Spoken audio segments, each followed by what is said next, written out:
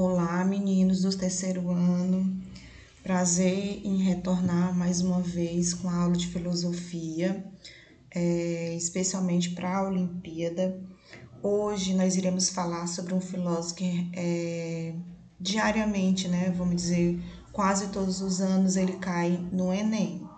Que depois desse vídeo, como ele vai ser curto e a obra dele é extensa, eu aconselho a vocês darem uma pesquisada. O nome do autor é Michel Foucault, ou somente Foucault, tá bom? O Foucault, gente, ele é um autor do século XX, né? Um autor moderno. E o interessante que o Enem coloca as questões dele é porque muitas da teoria do Foucault perpassa pela sociedade. O que quer dizer isso? Nós, indivíduos que estamos na sociedade, nós vivenciamos essas teorias que ele perpassa, tá bom? Os exemplos que ele coloca são exemplos bem atuais. Os principais livros do Foucault, nós podemos citar dois, né? Que é a História da Loucura, Vigiar e Punir. Mas tem um outro, né, que é referente até esse slide aqui, que é a Microfísica do Poder. Então, são esses três livros, mas os dois primeiros livros que eu citei são o mais importante. Bom, ele é um francês, né, filho de médico, mas mesmo assim não quis fazer faculdade de medicina.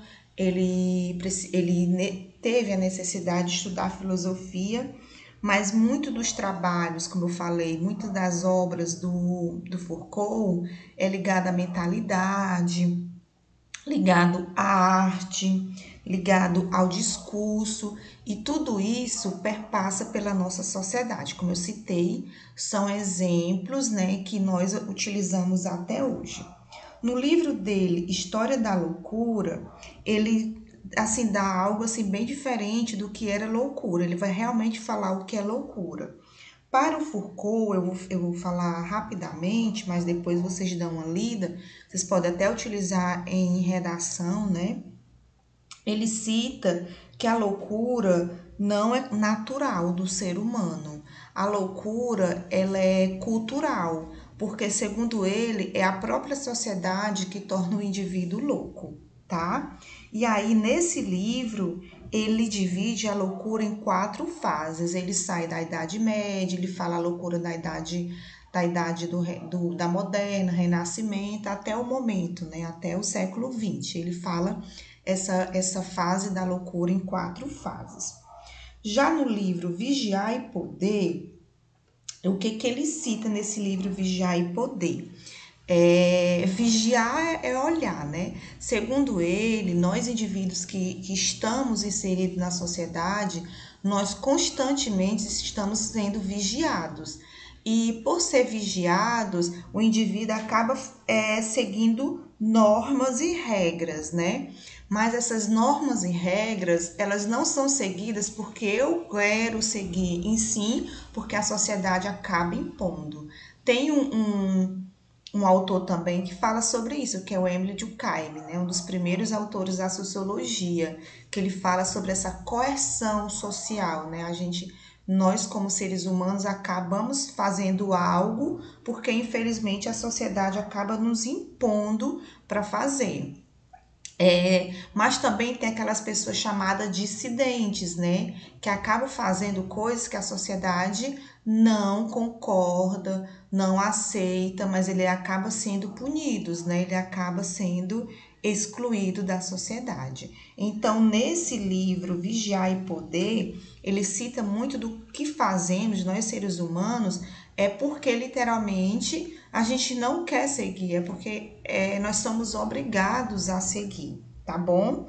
Nesse livro, Vigiar e Poder, ele critica o sistema de prisão penitenciário, acho que é assim que se fala, o sistema de prisão de um criador lá do século XVIII chamado Jeremy Bentham. Isso aí já caiu no Enem. Esse Jeremy Bentham, ele criou uma prisão chamada panótipo, que eu quero que você depois pesquise. né? E o Foucault, ele critica esse sistema. Por quê? Porque essa prisão era uma torre central e os prisioneiros ficavam ao lado dessa torre. Então, quem ficava nessa torre vigiando tinha uma visão direta, né? 360 graus de tudo que estava acontecendo nessa prisão. Então, as pessoas que estavam ali presas, eles eram vigiados 24 horas, né? Segundo ele, essa prisão não era uma prisão para socializar, né? Se ele vê a prisão atualmente, que é só para dar comida, e às vezes o indivíduo que entra na prisão sai até pior, né? Então, segundo ele, esse tipo de prisão de vigiar e de punir, ele não melhora o indivíduo, ele torna o indivíduo cada vez mais, vamos dizer, insociável para a sociedade. Então, nesse livro, Vigiar e Punir, ele critica muito isso, né? Essas normas que o ser humano segue, mas não são normas porque o ser humano quer seguir. Infelizmente, é porque nós somos cada vez mais forçados a seguir essas normas. No livro, no último, que não é tão elevado, mas particularmente eu gosto mais, que é a microfísica do poder, que ele fala literalmente sobre o poder. Ele diz que todos nós, indivíduos, temos poder.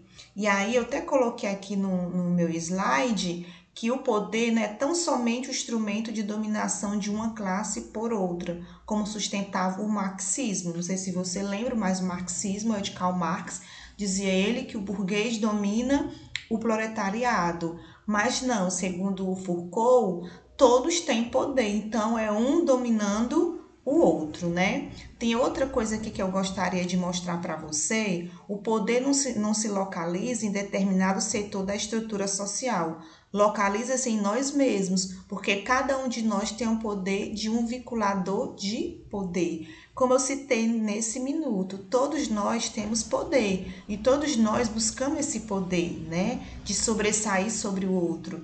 E eu vendo as eleições do 2020, tem vereador e tem prefeito que gasta milhões, né, vamos dizer assim, e eles buscam única coisa, o poder, né? Realmente, simplesmente o poder.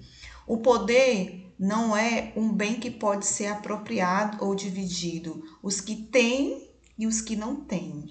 Realmente, como eu citei agora sobre o caso das eleições, para quem ganha, literalmente tem poder, e para quem perde, não tem o poder, né? Mas, segundo Foucault, todos nós temos poder, só que de nível elevado, uns mais e outros menos, tá? O poder não é uma coisa, um objeto, é uma rede de mecanismos sutis disseminados por toda a sociedade. Então, se a gente vê em toda a sociedade, cada um expressa o poder. Vamos dizer, a polícia é um tipo de poder, a escola é um tipo de poder, a sociedade é um tipo de poder, cada um exerce um tipo de poder diferente, né? Todos exercem e sofrem o poder em suas relações. Todo local que você for, em todo local que tu existiu, que tu trabalhar, tu vai exercer o teu poder, mas como eu falei, uns mais e outros menos. O poder é uma prática ou relação. O poder não se explica apenas como lei ou repressão. O poder existe e pronto, né? As relações de poder entre os homens não podem ser explicadas por doutrinas jurídicas do consocialismo, contratualismo, né? Como dizia já os nossos antigos, Rousseau. O poder existe, o poder está aí na sociedade e tem até uma frase que quer conhecer o homem, dá poder para ele, né? Você quer conhecer verdadeiramente uma pessoa, dá poder. O poder estatal, para quem não sabe, é o poder do Estado, é um macropoder. O que quer dizer isso? Ele tem um poder máximo, que não dispensa micropoderes que exercem as relações interpessoais no dia a dia. Se ele é um macropoder, ele não vai ligar para o micropoder, né? Ele já tem um poder exacerbado. Como fala o nosso autor, que nós estamos conversando hoje, o Foucault. Os micropoderes representam um poder disciplinar geral que redunda em técnicas de dominação no mecanismo, no dispositivo, no instrumento que assegura a vida social. Existem essas duas diferentes, do micropoder e do macropoder. E uma pergunta esdrúxula que eu irei fazer para as vossas pessoas. O que vale mais, o macropoder ou o micropoder? Claro, evidente que o macropoder que está na mão de quem? Do Estado. Tá bom? O saber ou qualquer forma de saber, mesmo sem foros de ciência positiva, está ligado ao poder, porque quem dispõe de saber ou de saberes dispõe de poder. Isso aqui, gente, é importantíssimo. Por quê? Como que eu vou saber? O único momento que eu vou saber é por meio da educação. A pessoa, como dizia os meus antepassados, letrada, né? A pessoa que retém o conhecimento, ela tem poder, né? Isso aí é óbvio. Uma pessoa que é analfabeta, ela não sabe das suas leis, elas não sabe dos seus direitos, elas não sabem, porque literalmente ela não conhece o poder que tem em suas mãos. Então, como o amigo Foucault disse no século XX, que foi ontem, que o saber, qual saber? O saber da educação, o saber de você estudar, de você conhecer, te dispõe a ter mais poder. O poder condiciona e se apropria das descobertas científicas, graças a Deus, porque se tem um saber, nós temos as descobertas científicas, nós temos desenvolvimento, por meio de quê? Da educação. Seria muito ingênuo, como isso aqui foi a parte mais interessante que fez eu refletir, seria muito ingênuo, como creem os marxistas, né, o Karl Marx e o Engels, que destruindo o Estado burguês haveria uma grande transformação social, pois nada mudará na sociedade. Se os mecanismos do poder que funciona fora, baixo, ao lado dos aparelhos do Estado, ao nível mais elementar cotidiano, não forem modificados. O que quer dizer isso em poucas palavras? Que não adianta destruir o Estado burguês, porque cada um de nós existe um poder dentro de si. Uns exercem mais, outros exercem menos. Como eu falei no caso das eleições, todos querem a única coisa, todos querem o poder. Como citei, dá poder ao homem, que tu conhece o homem. Marx, pensando que destruindo o Estado burguês, estava destruindo o macropoder. Só que não, porque existia o micropoder que está dentro de quem? De cada um de nós, tá bom?